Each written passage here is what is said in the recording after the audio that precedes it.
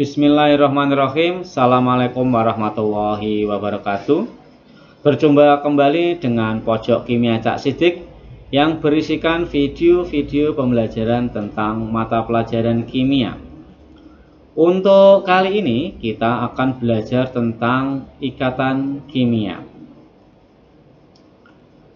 Tujuan dari pembelajaran kita adalah membandingkan ikatan ion, ikatan kovalen koordinasi, dan ikatan logam serta kaitannya dengan sifat-sifat zatnya. Kemudian berikutnya adalah merancang dan melakukan percobaan untuk menunjukkan karakteristik senyawa ion atau senyawa kovalen berdasarkan sifat-sifat fisikanya. Oke. Sekarang sebelum masuk ke materi, apa itu yang dimaksud dengan ikatan kimia? Kemudian, mengapa atom atau unsur saling berikatan? Ikatan kimia adalah interaksi gaya tarik-menarik antara dua atom atau molekul yang menyebabkan suatu senyawa diatomik atau poliatomik menjadi stabil. Kata kuncinya adalah stabil. Kemudian, untuk menjawab mengapa atom atau unsur itu saling berikatan, atom-atom saling berikatan itu dalam rangka menuju keadaan stabil. Sekarang adalah pertanyaannya, unsur yang dalam keadaan stabil itu unsur yang seperti apa? Oke. Seperti yang kita ketahui pada materi sebelumnya tentang sistem periodik unsur, bahwa unsur dalam keadaan stabil jika mempunyai konfigurasi elektron seperti konfigurasi elektron unsur-unsur gas mulia, yaitu golongan 8A. Unsur-unsur gas mulia atau unsur golongan 8A itu adalah helium, neon, argon, kripton, xenon, dan radon. Tampak pada gambar bahwa unsur-unsur gas mulia itu memiliki elektron valensi 2 dan 8. 2 itu hanya He, sedangkan 8 itu dimiliki oleh semua gas mulia. Oleh karena itu nanti unsur-unsur itu yang elektron valensinya 2 seperti He itu adalah mengandung kaidah duplet 2. Sedangkan yang mengandung kaidah oktet atau elektron valensinya 8 itu adalah gas mulia selain He. Sekarang pertanyaannya, mengapa gas mulia itu dikatakan stabil?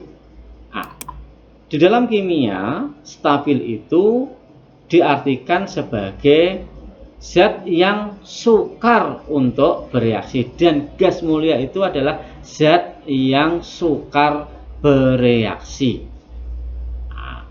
Sekarang sebelum kita lanjut ke ikatan kimia, kita perlu mengetahui tentang struktur Lewis. Apa itu struktur Lewis?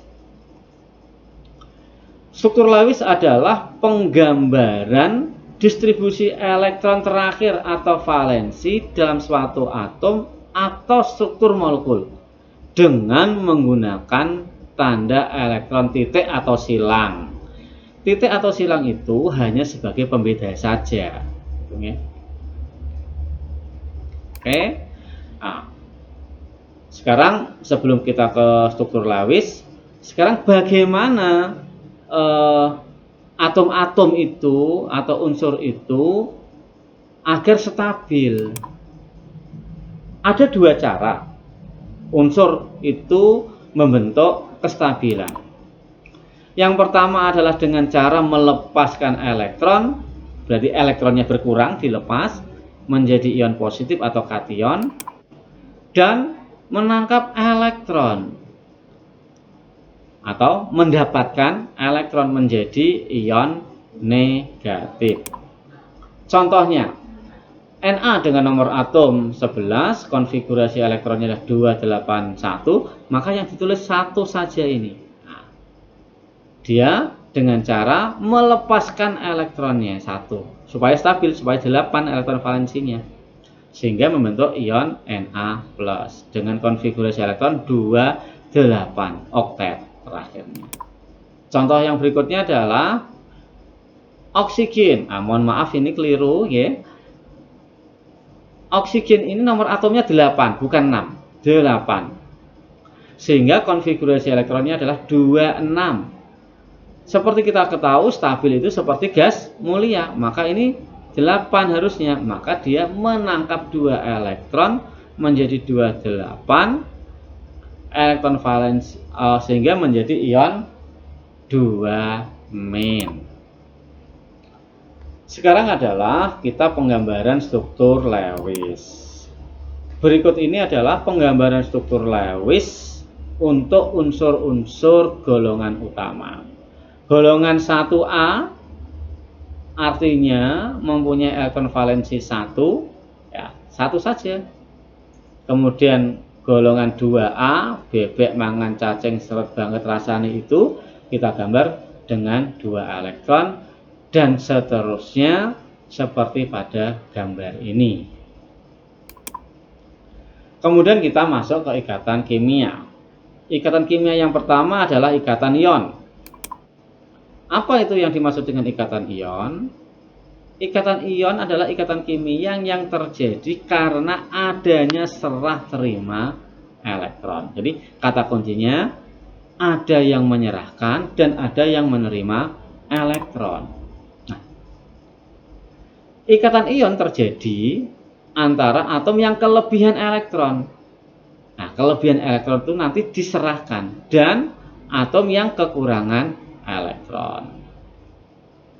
Kata kunci berikutnya adalah atom yang menyerahkan tadi menjadi ion positif, kation. Dan ion yang menerima, unsur yang menerima elektron menjadi ion negatif anion. Kemudian ini yang perlu diingat bahwa ikatan ion itu terjadi antara unsur logam dan unsur non logam. Kita lihat contohnya. Ikatan antara natrium dengan nomor atom 11 dan klor dengan nomor atom 17.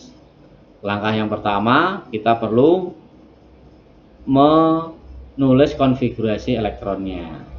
Na11-281 atau valensinya 1, Cl 287, berarti Na ini kelebihan 1 elektron, Cl kekurangan 1 elektron. Kalau kita gambar struktur Lewisnya seperti ini, Na ini 1 elektron dari Na ini diberikan ke Cl. Jadi 1 ini diberikan ke Cl sini. Nah, sehingga Na nanti menjadi Na+ dengan konfigurasi elektron 28 oktet. Sedangkan Cl-nya akan menjadi Cl- dengan mendapat 1 elektron. Konfigurasi elektronnya 288. Sehingga membentuk molekul NaCl seperti ini. Jadi Na menyerahkan ke Cl, Cl menerima, serah terima elektron. Contoh berikutnya, ikatan antara kalsium dengan nomor atom 20 dan fluor dengan nomor atom 9. Kita tulis konfigurasi elektronnya Ca2882. Nah, 2 ini.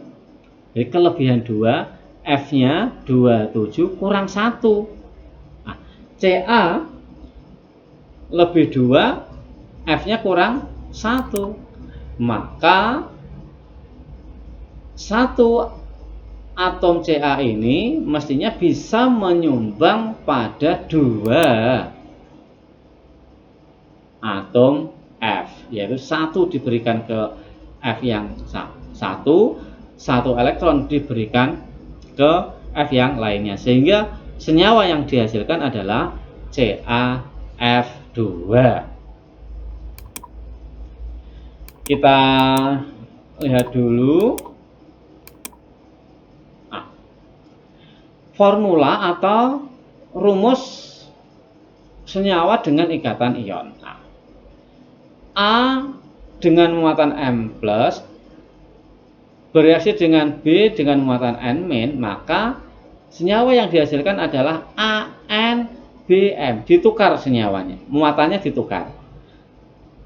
M miliknya A diberikan B, N miliknya B diberikan ke A. Contohnya, ikatan antara Mg dengan nomor atom 12 dan Cl17. Mg membentuk ion Mg2+, Cl-nya -1, sehingga Mg2+ dan Cl- 2 dikasihkan Cl, 1 dikasihkan Mg, jadinya adalah MgCl2. Contoh berikutnya antara Ca dan S. Ca membentuk ion 2+ dan S membentuk ion 2- karena ini kelebihan 2 kekurangan 2. Maka yang terjadi adalah senyawanya Ca 2+, 2-nya dikasihkan S, S-nya 2-nya dikasihkan ke Ca, jadinya Ca2S2. Tapi perlu diingat, apabila muatan kation dan anion sama, maka di formula yang digunakan adalah perbandingan yang paling sederhana, sehingga Ca2S2 itu akan menjadi CaS saja, bukan Ca2S2. Itu adalah ikatan ion. Sekarang kita ikatan kimia yang kedua, yaitu ikatan kovalen. Ikatan kovalen adalah ikatan yang ditandai dengan penggunaan bersama pasangan elektron. Penggunaan bersama pasangan elektron. Ikatan kovalen terjadi antara atom-atom yang kekurangan elektron. Jadi kedua-duanya itu kekurangan elektron, sehingga nanti dipasangkan dan digunakan secara bersama-sama. Ikatan kovalen terjadi antara atom logam dan atom non-logam. Jadi kedua-duanya, kita Bapak ulangi, adalah atom non-logam dan atom non-logam. Kedua-duanya non-logam. Contoh, ikatan antara hidrogen dan Cl. H, kita tahu elektron valensinya 1, dia kurang 1. Cl elektron valensinya 7, juga kurang 1. Sama-sama kurangnya. Maka keduanya ini lalu digabungkan, kemudian digunakan secara bersama-sama. Kalau kita gambar seperti ini digunakan bersama-sama, baik digunakan oleh H maupun digunakan oleh Cl. Ikatan kovalen berdasarkan jumlah pasangan elektron yang digunakan secara bersama-sama dibagi menjadi 3, yaitu ikatan kovalen tunggal, ikatan kovalen rangkap, kalau rangkap itulah rangkap 2, dan ikatan kovalen rangkap 3. Contohnya seperti ini. Tunggal itu adalah pada H2 hanya 1 pasang. Rangkap 2 pada O2 ada 2 pasang. Rangkap 3 pada N2 ada 3 pasang. Seperti ini. Sekarang contoh ikatan kovalen tunggal berikutnya atau lainnya, yaitu pada HCl 1, pada H2O ini 1 pasang 1 pasang, 1 pasang 1 pasang pada NH3, dan pada CH4 ini masing-masing 1 pasang. Contoh ikatan kovalen rangkap 2. Pada O2 seperti contoh yang ada di atas atau pada slide sebelumnya. Kemudian pada CO2 ini 2 pasang. 2 pasang, 2 pasang. Atau pada C2H4. C2H4. C2H4 itu nama kimianya adalah etena. Perhatikan, ini ditulis rangkap 2 seperti ini. Kalau ini kovalen tunggal, rangkap 2 garis 2 seperti ini. Kemudian ikatan kovalen yang ketiga adalah ikatan kovalen rangkap 3. Jadi ada 3 pasang elektron yang digunakan secara bersama-sama. Contohnya adalah pada N2 seperti yang di atas, ada 3 pasang, disimbolkan dengan 3 garis. Ada lagi contohnya pada C2H2. C2H2 itu namanya adalah etuna, akan kita pelajari di bab-bab selanjutnya, atau nama kerennya adalah asetilin, yaitu gas yang dihasilkan pada pembakaran karbit yang digunakan untuk pengelasan. Kemudian adalah ikatan kovalen selanjutnya adalah ikatan kovalen koordinasi. Apa yang dimaksud dengan ikatan kovalen koordinasi? Ikatan kovalen koordinasi itu adalah ikatan kovalen. Ikatan kovalen itu adalah ditandai dengan penggunaan pasangan elektron bersama-sama. Tetapi atau di mana pasangan elektronnya berasal dari satu pihak. Berasal dari satu pihak. Kita lihat contohnya, yaitu pada HNO3. Kita lihat, kalau ini adalah kovalen biasa, kovalen tunggal. Kalau ini kovalen rangkap 2. Baik dari O juga nyumbang, dari N juga nyumbang. Nah, kita perhatikan yang ada di bawah ini adalah ikatan kovalen koordinasi. Mengapa? Karena pasangan elektron ini hanya berasal dari N. Mengapa kok bisa demikian? Kita kembalikan ke aturan oktet supaya stabil sesuai dengan kaidah oktet. Contoh ikatan kovalen koordinasi lainnya, contohnya pada SO3. SO3. Ini adalah ikatan kovalen, tepatnya adalah ikatan kovalen rangkap 2. Sedangkan 2 ini adalah ikatan kovalen koordinasi. Pasangan elektron ini berasal dari S saja. Perlu diketahui bahwa ketika menggambar rumus struktur, ikatan kovalen koordinasi itu ditandai dengan tanda panah. Jadi S panah ke O. Apa artinya?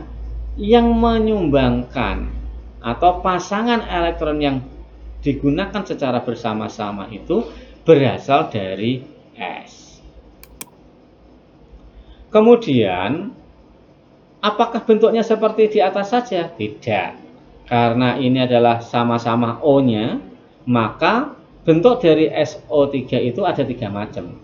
Yaitu ikatan kovalen koordinasinya itu bisa di O yang atas, sebelah kiri, maupun di O sebelah kanan. Sehingga ada 3 bentuk struktur dari SO3. Nah, ketiga bentuk ini disebut dengan resonansi.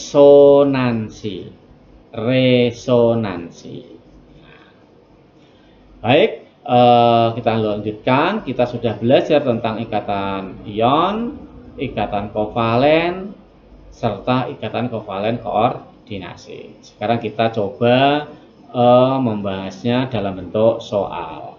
Soal yang pertama kita ambil soal UN tahun 2013. Perhatikan gambar struktur Lewis senyawa asam nitrat HNO3 berikut. Pertanyaannya, mana yang merupakan kovalen koordinasi? Sesuai dengan yang telah kita ketahui, ikatan kovalen koordinasi itu adalah ikatan kovalen di mana pasangan elektron berasal dari satu pihak. Lah mana? Tampak jelas ini yang nomor 3. Berasal dari siapa? Dari O saja. Sehingga jawabannya adalah C. Kita soal yang kedua. nomor atom X dan Y berturut-turut adalah 19 dan 16. Jika unsur X dan Y berikatan, maka rumus senyawa dan jenis ikatan yang terbentuk adalah nah, sebelumnya mohon maaf, di soal tertulis X, tetapi di jawaban tertulis P dan Q. Nah, maka X itu diwakili oleh P dan Y itu mewakili oleh Q. Untuk memecahkan permasalahan seperti ini, yang kita lakukan pertama kali adalah membuat konfigurasi elektronnya. X atau P, dalam ini X atau P 192881, dia membentuk P plus karena apa? Kelebihan 1 elektron. Sedangkan Q dengan 16 atau Y 286 kurang 2 elektron. Dia menangkap 2 elektron. Ada ion plus dan ion min. Ikatan antara ion plus dan ion min adalah ikatan ion. Pasti ion. Jawabannya A, B, atau C. Nah, sekarang kita menentukan formula senyawanya. P plus dan Q2 min. Kita tukar saja muatannya sehingga menjadi P2Q2. Sehingga jawabannya adalah C juga. Soal berikutnya atau soal ketiga. Kelompok senyawa di bawah ini yang seluruhnya berikatan kovalen adalah, kata kuncinya adalah berikatan kovalen. Di awal atau di penjelasan sebelumnya, kovalen itu adalah ikatan antara atom non-logam dan non-logam. Mengapa kita gunakan keterangan ini? Karena di sini tidak diketahui nomor atomnya, maka kita gunakan keterangan yang non-logam dan non-logam. Maka kita harus bisa membedakan mana yang merupakan unsur logam dan mana yang merupakan unsur non-logam. Jadi pelajaran di kimia itu tidak lepas dari pelajaran-pelajaran sebelumnya atau pada materi-materi sebelumnya. Yang non-logam adalah klor, Cl, oksigen, hidrogen, nitrogen, sulfur, dan fosfor. Dari itu, maka bisa kita simpulkan yang ikatan kovalen semuanya adalah E. Karena tidak apa? Tidak ada logamnya. Jawabannya adalah E. Nah, demikian untuk video tentang ikatan kimia. Semoga bermanfaat dan selamat ketemu dengan video pembelajaran kimia selanjutnya. Tidak lupa apabila video ini dipandang bermanfaat, bisa di like, di share, di komen, dan di subscribe supaya tidak ketinggalan dari video-video pojok kimia Cak Sidik. Demikian, assalamualaikum warahmatullahi wabarakatuh.